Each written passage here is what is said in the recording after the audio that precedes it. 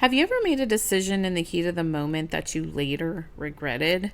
Maybe in the moment you felt hurt or rejected, disappointed, or even angry. Maybe someone said something that rubbed you the wrong way.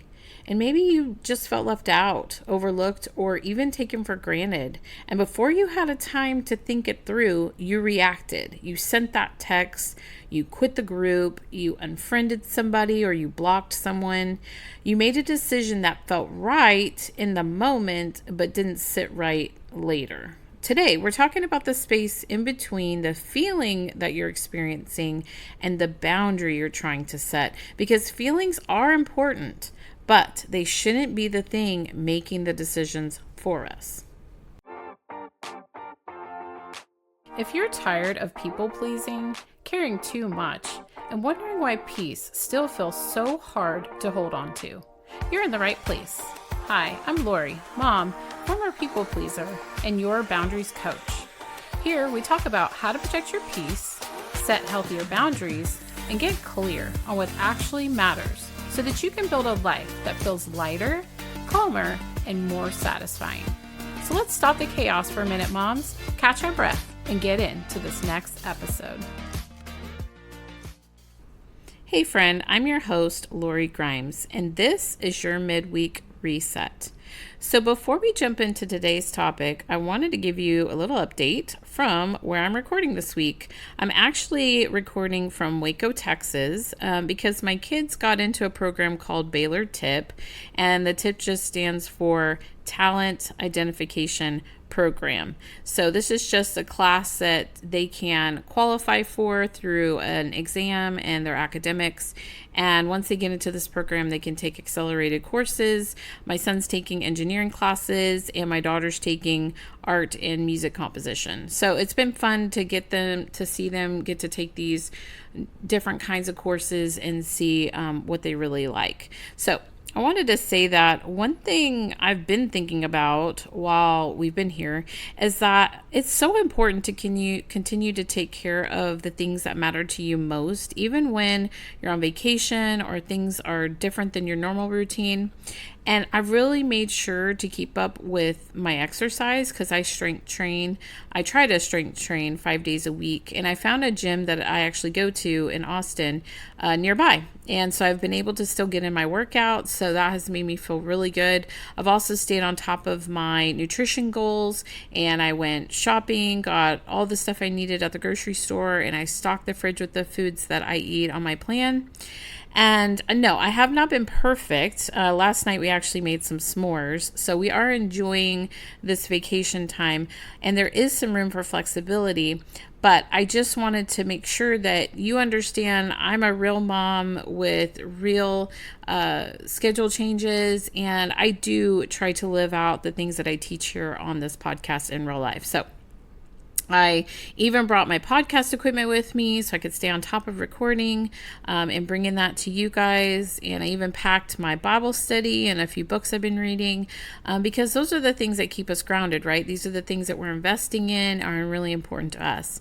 And I just think that as moms, sometimes we get stuck thinking we got to meet our kids' needs and we got to let go of our needs to do that, but we don't. So I think this also connects perfectly to today's topic because one of the healthiest things we can do is slow down long enough to recognize what we're feeling before we react. So last week we talked about baby steps with boundaries and finding those safe people around us. Today I want to switch over to talking about what happens after we identify a feeling and before we set a boundary, because that's often where the real work is happening. So several years ago, I found myself feeling rejected by a group of friends. I felt hurt and I felt disappointment. I felt angry.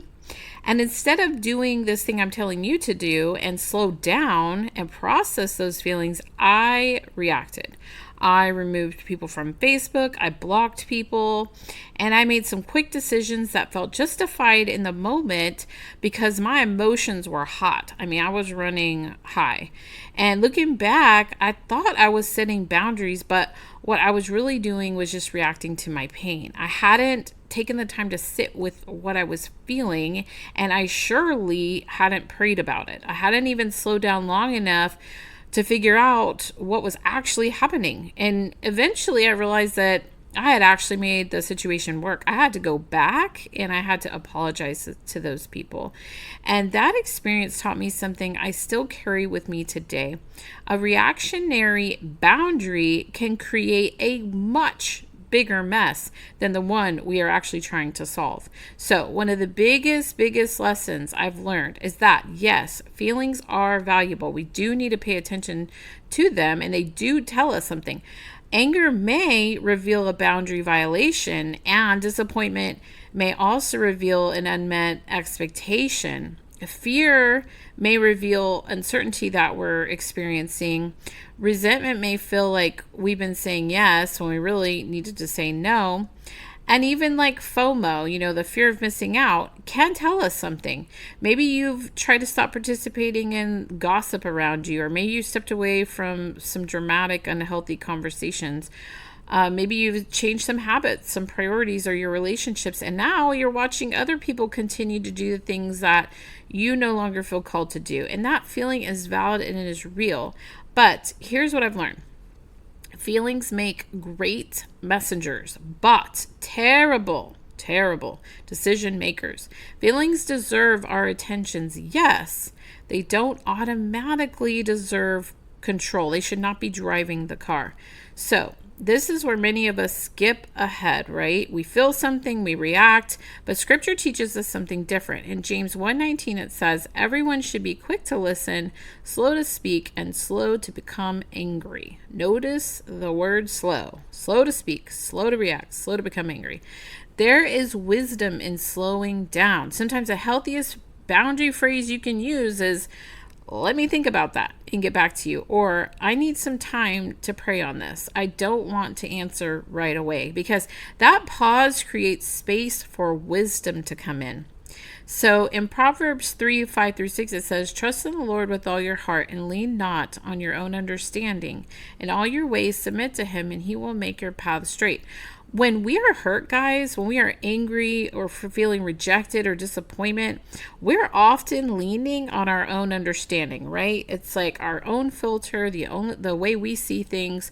We're viewing the situation through our lens of our emotions. But God invites us to bring our feelings to him before we make decisions. Prayer helps us to separate what we're feeling from what we're just assuming. Prayer helps us to distinguish between a real boundary issue and just a wounded reaction. And prayer helps us to seek wisdom instead of just seeking relief. So here's a better way to go about it. Instead of the feel, react, regret, try this. Feel, pause, pray, then proceed. Notice the feeling. Get curious about it. Ask yourself some questions. What am I feeling? What happened here? Is this a pattern? Do I do this a lot? Or is this just a one-time event? What responsibility belongs to me? What would wisdom look like here? And then bring it before God, because God has infinite wisdom. He can see everything that's going on. And only after you've spent some time processing, praying, and seeking wisdom should you decide what boundary might be needed. So this week, the next time you feel hurt, angry, disappointed, rejected, pressured to respond right away, practice the pause. Instead of reacting, simply just say, let me think about that and get back to you. Then spend some time praying. Ask God for wisdom before you move forward. So friend, as you head into the rest of your week, remember, your feelings matter, but they don't have to be in charge. You're going to feel, pause, pray, then proceed. Healthy boundaries are rarely built in the heat of the moment. Instead, they are built with wisdom. Hey friend, I hope you enjoyed today's episode. If so, would you take 30 seconds and go join our free Facebook page at Healthy Boundaries for Moms? That's where we go deeper, share what's actually working, and support each other in real life.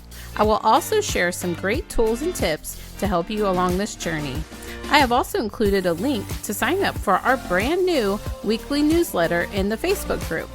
Don't forget to hit follow and leave a quick review on Apple. It really lets me know that this podcast is helping you. More importantly, it helps more women find this podcast. Now go, say no to something that's stealing your peace and say yes to something you actually need. And I'll meet you back here in the next episode.